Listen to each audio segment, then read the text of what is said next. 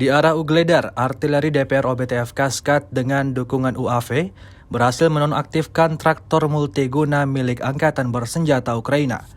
Rekamannya ramai beredar di media sosial Telegram pada Rabu 1 Maret 2023. Terlihat dalam rekaman, ledakan berkali-kali terjadi pada kendaraan militer Ukraina yang sedang beroperasi. Terhitung terjadi sebanyak 6 kali ledakan pada traktor multiguna Ukraina tersebut. Usaha pasukan DPR OBTF Kaskat tidak sia-sia.